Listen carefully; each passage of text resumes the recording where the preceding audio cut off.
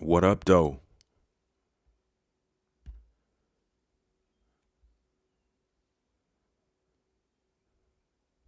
And on the screen, we have the Negro in the New World, or properly, the American in America.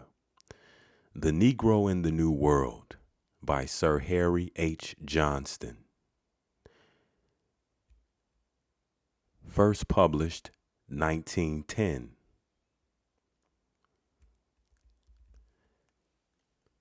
The Education of the Negro in the United States, Hampton Institute. As you can see by the subtitle, The Education of the Negro in the United States, properly the education of the American or American Indian in the United States, they are careful to say the United States and not America. Hampton Institute. Gradually, the Moravians and Methodists had withdrawn their schools to the north of the Mason-Dixon line. In Pennsylvania, in Pennsylvania, the Presbyterian Friends of the Colored Race, or the American Indians, had established in 1854 a college named the Ashmun Institute, which in 1864 and after the war was strengthened, enlarged, and renamed Lincoln University. It remains devoted chiefly to Negro education, or American Indian education. The white Methodist, or the Anglo-Saxon or Caucasian Methodist, conjoined with the African Methodist, began in Ohio in 1856, what became in 1863, thenceforth wholly under the auspices of the African Methodist Church, the Wilberforce University. Again, the Caucasian Methodist conjoined with the African Methodist, which could be argued that these are the same people. Because as you know, and I'm sure as most of you know, the soil portion or landmass that we term as Africa is connected to Europe and Asia, which encompasses the Caucasus, Caucasians, Anglo-Saxons. So this could be argued that the Anglo-Saxons or Caucasians are, in fact, the same as the African Methodist. So the Caucasian Methodists conjoined with the African Methodist, possibly the same people, began in Ohio in 1856, what became in 1863 the Wilberforce University. In 1855, a Kentucky abolitionist, John Fee, established a Negro college, an American college at Berea in Kentucky, which still flourishes, but now has more Caucasian than American students. But these schools and institutions, with a strange lack of foresight, arrange their curriculum then and indeed now only to produce Negro divines, American Indian divines, lawyers, grammarians, and orators. It says, but these schools and institutions, with a strange lack of foresight, arranged their curriculum only to produce Negro divines, lawyers, grammarians, and orators, probably to push their laws and their acts and their narrative. The industrial outdoor side of life was quite neglected. This was by design, as you can see. Students were and are taught a vast deal of wholly useless classics of old-fashioned incorrect history and of the Old Testament and 17th century theology. However good the intentions which prompted the bestowal of this education, there was not in it the solution of the Negro problem in America. However good the intentions which prompted the bestowal of this education, there was not in it the solution of the American Indian problem in America. The author shows you his bias by saying that there is an American Indian problem or a Negro problem. How can there be a problem with the people of the land that you fled your land from to come to? It reminds you of today. The Caucasian, at times, not all, has an issue with the very American that they have worked tirelessly to become.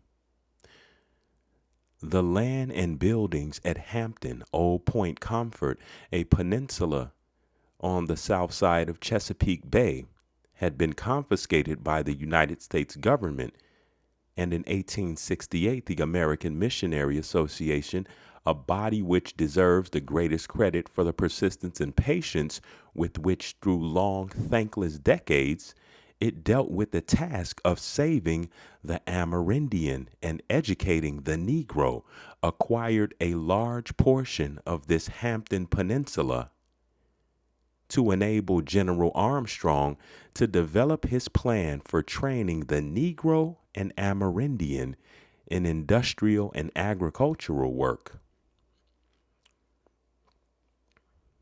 The Negro and Amerindian are one and the same.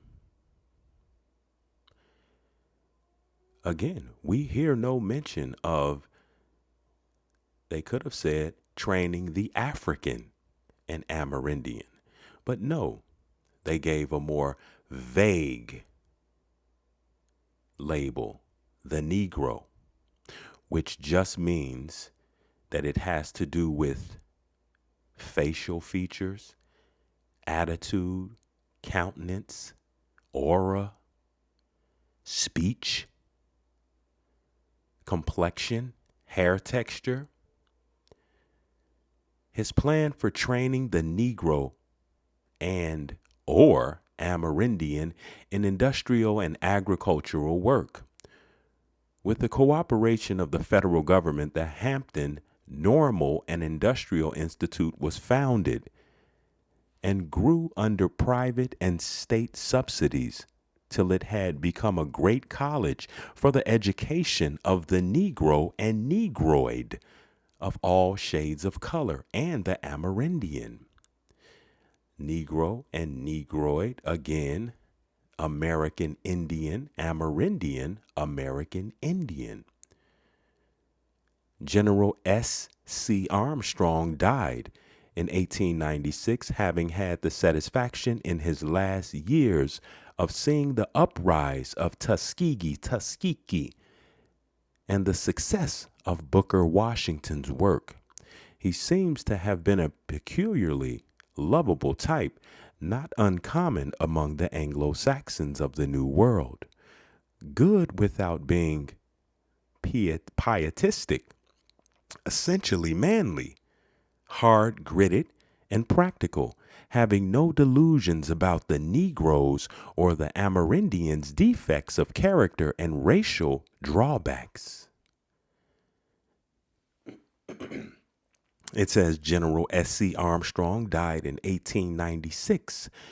Where were your people in 1896? I mean, 1896 is yesterday, not too long ago, not too far back. You should know this, especially with all the resources that are afforded to you.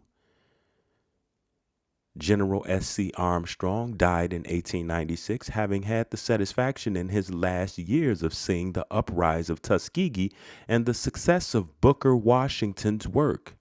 He seems to have been a peculiarly lovable type, not uncommon among the Anglo-Saxons of the New World.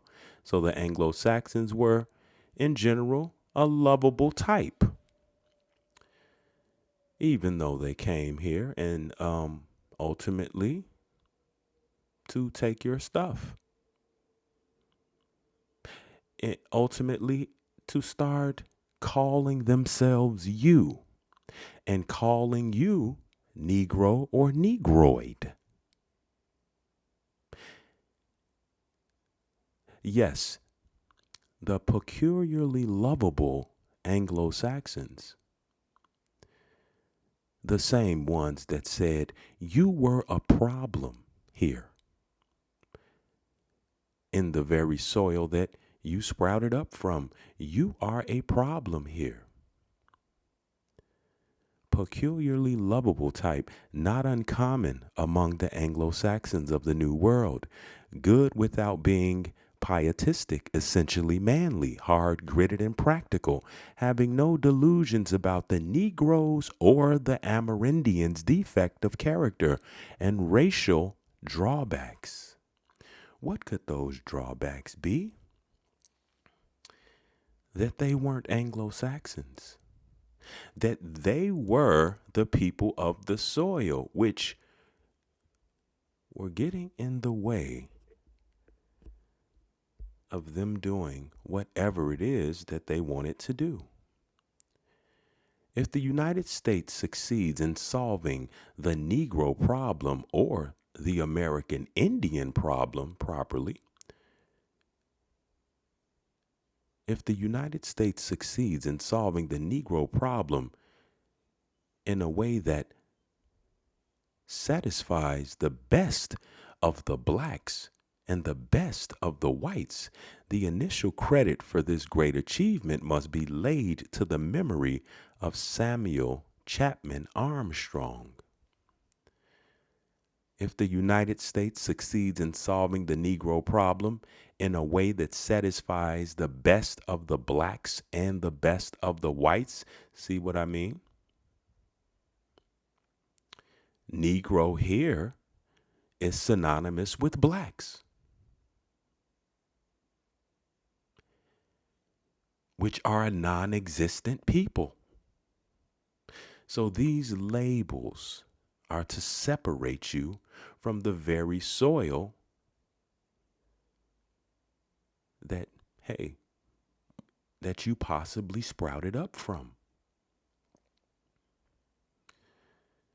If the United States succeeds in solving the Indian problem in a way that satisfies the best of the Indians and the best of the Anglo-Saxons, the initial credit for this great achievement must be laid to the memory of Samuel Chapman Armstrong.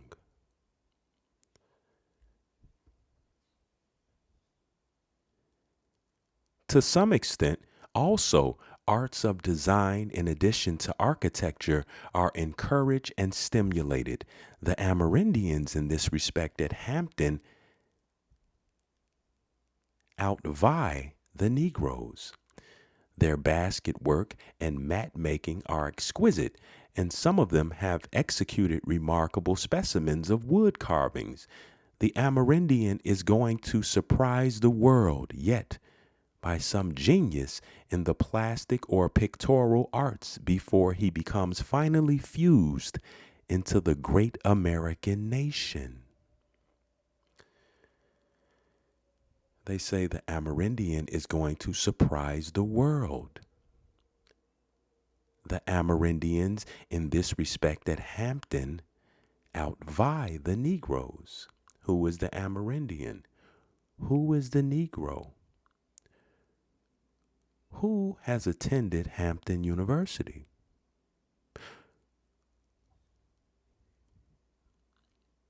This is for you to find out.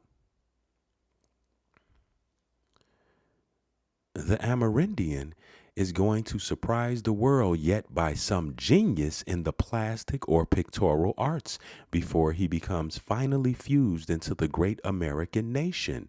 Now, who has, I wouldn't say surprised the world, but who is from the soil that the world, the quote, world, end quote, is breaking their neck to come get close to? Plastic or pictorial arts before he becomes finally fused into the great American nation, or the great United States nation, properly is what they mean. Now, who is fused into the United States more than the Negro, or properly Amerindian or American Indian? Think about it. We have not heard anything about a Native American until I just mentioned Native American, right? We haven't, the Native American hasn't surprised the world by some genius in plastic or pictorial arts, and hasn't become fused into the great American nation. The Negro, however, takes the lead in music. Indeed, one dimly perceives a musical solution of the Negro culture problem. Indeed, one dimly perceives a musical solution of the American Indian cultural problem, a possibility that in music, the Afro-American, now it's Afro-American, yet another label, not only to confuse you, not only to show bias, but to actually remove you, eclipse you, eliminate you. Perhaps even the Negro of Africa may achieve triumphs not yet attained by the white men. See, now we see Negro of Africa. Why did they see it important to distinguish the type of Negro that they were speaking of? Before it was Amerindian or Negro. Now it's the Negro of Africa. Wouldn't each time they refer to a Negro here in America, they would have said the Negro of Africa, because that Negro, or the Negro they tell you you are, is not from America? Well, it's a reason. Because within the lies, there has to be truth. There has to be truth, because a lie can exist without truth. Indeed, one dimly perceives a musical solution of the Negro culture problem. See, listen to this. The Negro culture problem, not the Negro of Africa culture problem, the Negro culture problem, or properly the American culture problem, a possibility that in music, the Afro-American, perhaps even the Negro of Africa, may achieve triumphs not yet attained by the white men. This race is sensitive to rhythm and melody to an extraordinary degree. It almost seems as though they were or could be ruled by music. Have you been ruled by music? I don't mean do you like music. I don't mean do you hear something you like and it make you move. I'm not asking whether or not you want to see some shake. I'm asking, are you ruled by music? If so, it worked. This race is sensitive to rhythm and melody. See, they're thinking about these things. Because remember, there is a Negro or there is an American Indian problem in America. To the Anglo Saxon, that is. So, trying to figure out all types of ways in order to remedy this problem, get the attention, the mind under control. This race is sensitive to rhythm and melody to an extraordinary degree. It almost seems as though they were or could be ruled by music. At any rate, at Hampton, as at Tuskegee, music is the main discipline.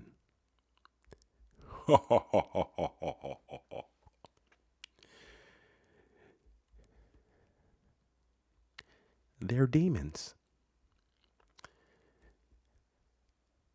In this undenominational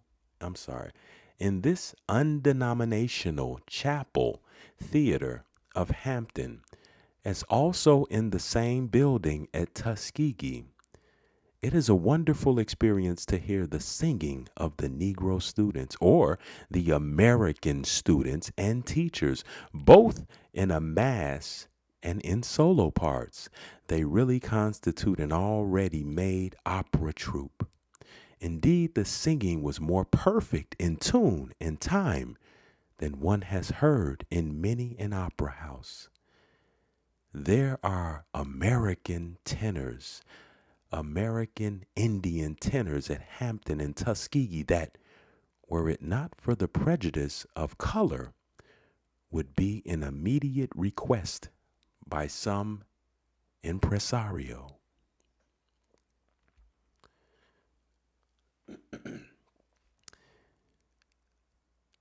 The author says, until I visited America, I had always thought that Negro plantation songs or American Indian plantation songs, because as you know, plantations are unique to the Americans. Not the Anglo-Saxons, not the Caucasians, not the Afro-Eurasians, but the Americans. Until I visited America, I had always thought that Negro plantation songs were of the Christy Minstrel type, or even the joyous coon variety, the really good melodies of which have relieved many a musical comedy of stupidity. But it is not so. With 2 or 3 rare exceptions, I could not ascertain that a single one of the deservedly popular nigger songs which have come from America to England between 1860 and 1908 were ever initiated or composed by Negro or colored musicians, properly American musicians. The plantation songs so well sung by these choruses in the States are hymns, the words of which were in most cases of Negro invention or American Indian invention. None of these melodies seem to be of African origin.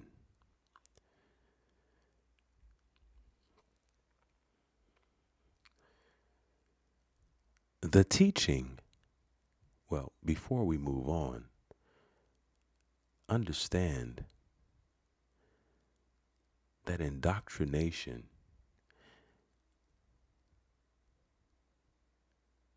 is a very effective tool.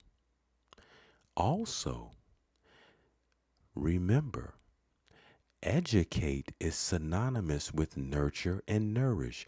Once you start sending your children to be nurtured and nourished or educated by strangers, this is what happens. The teaching at Hampton aspires to make the Negro and the Indian student, male and female, not only an efficient artisan, agriculturalist, tailor, dressmaker, gardener, architect, secretary, cook, or housekeeper, but also a person of reasonable refinement, abhorring dirt, tawdriness, and bad taste, appreciating not only clean, but comely surroundings. Indeed. Very interesting. The Anglo-Saxon wants to take the American to England, and the Anglo-Saxon wants to build its roots in America. He wants to take you to England in the mind, just like he's taking you to Africa in your mind. Everything is done at Hampton and Tuskegee to give the Negro or the American Indian a good conceit of himself, a proper pride in dress and demeanor, and in comeliness of surroundings. In other words, to make him look like the Anglo-Saxon. You know, with the 6-piece suit on in 90-degree weather. The male students of Hampton and Tuskegee wear a blue-black semi-military uniform with an ultramarine stripe down the trousers. The boys at Hampton really receive a military education, which should fit them if necessary to become members of a citizen army if the United States were engaged in a great war. The women students wear dark blue-black skirts and dark blue coats and waist shirts, blouses, as we should say, of lavender, pale blue, or white. There are no hats. The hood of the cloak serving the purpose, when necessary, of a head covering, a fashion which might be followed with advantage over the rest of the civilized world. The girl students dress their hair very carefully, and untidiness in personal appearance is treated as a misdemeanor, though occasionally it is a little difficult for the Indian girls to keep their long black wisps of hair under proper control. It is surprising, on the other hand, what sleekness and length the negresses, or the American females can impart their head covering by the careful and persistent combing and brushing of the kinky tresses.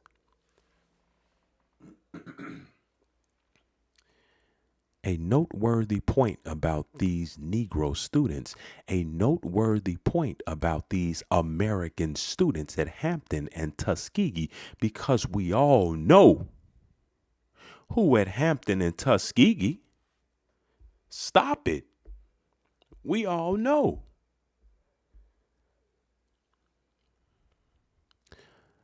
A noteworthy point about these American students at Hampton and Tuskegee is the pleasant, deep-toned, melodious voices of the men and the low-pitched voices of the women.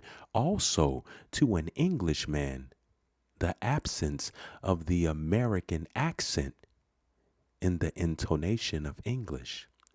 All the students at these institutions are taught to speak as clearly and distinctly as possible, the way I'm trying to do, and to be particularly careful as to their pronunciation, again, like I'm trying to do.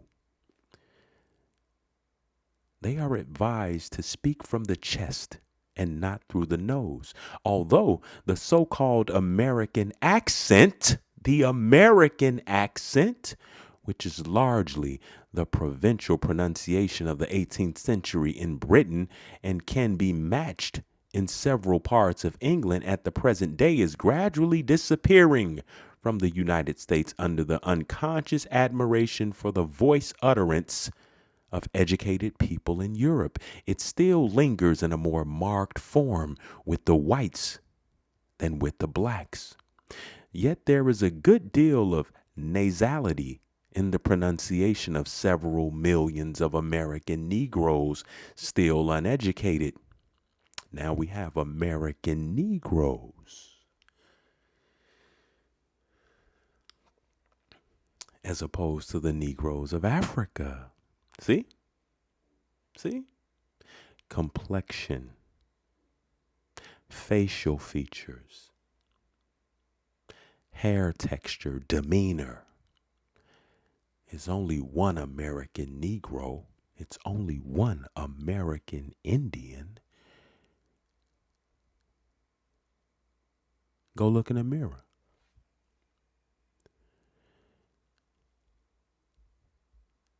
It is pretty to see these children with their pearly white teeth and gleaming white eyeballs, plump little bodies. Wait a minute. It is pretty to see these children. Of course, the Anglo-Saxon, they brought all manner of PDFs with them, all manner of PDF files with them. It is pretty to see these children with their I'm pretty sure to him it was just pretty seeing the children. It is pretty to see these children with their pearly white teeth and gleaming white eyeballs, plump little bodies, and perfect satisfaction with their own personal appearance, marching into school to a musical drill and singing with the fervor due rather to the tune than to the out-of-date words. And before I be a slave, I'll be buried in my grave, and my spirit shall ascend to God on high. Alas, all this revolt against slavery must be tempered now by the feeling that we are nearly all of us slaves to the exigencies of civilized life. Listen, it says, and perfect satisfaction with their own personal appearance, marching into school to a musical drill. A musical drill, which means they had to learn it, which means they had to learn the words, and singing with a fervor due rather to the tune than to the out-of-date words. So they learned these words.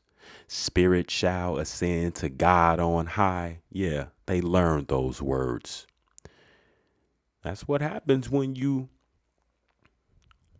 hold your shorty hand, hold your child hand, and walk them to the schoolhouse and tell them you'll pick them up later. That's what happened.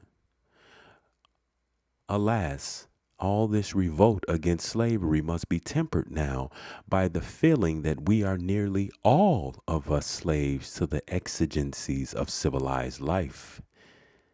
There are white slaves toiling in England and America. There are, listen, please. Alas, all this revolt against slavery must be tempered now by the feeling that we are nearly all of us slaves to the exigencies of civilized life. Still to this day, today, there are white slaves, white Anglo-Saxon Caucasian slaves toiling in England and in America more unremittingly, more breathlessly than any African who formerly worked on a cotton plantation or in a mine, not under the lash, it is true, but dreading to stop on the treadmill of life, lest they should be caught by the cruel fangs of hunger or the disrespectability which comes of not being able to pay your own way.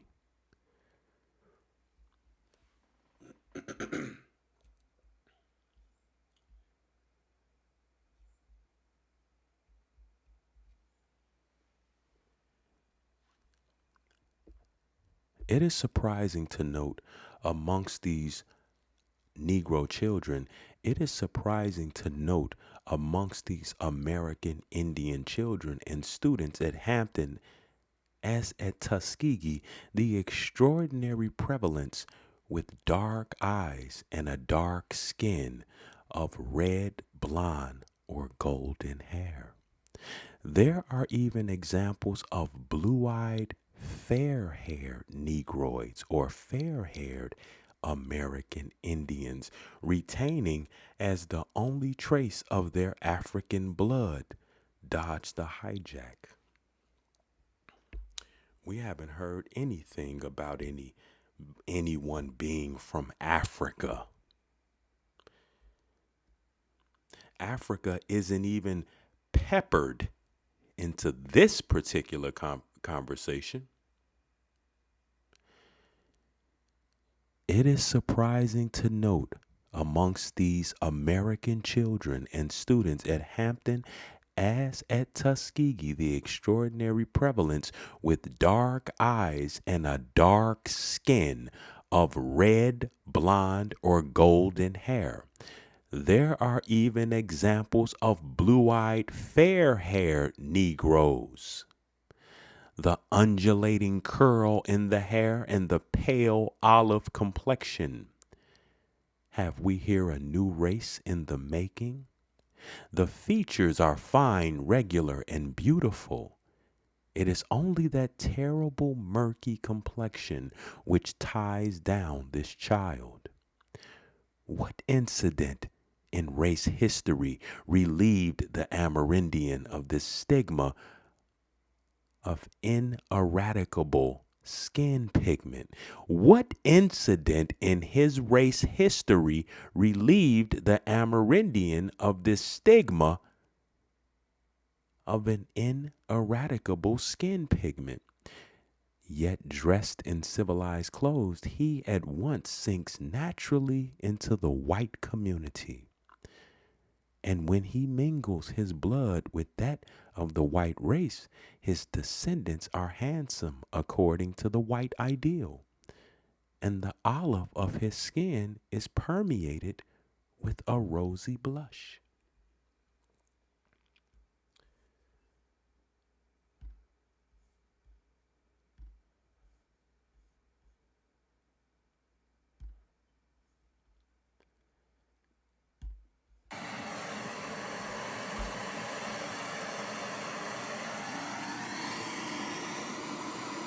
Do the right thing.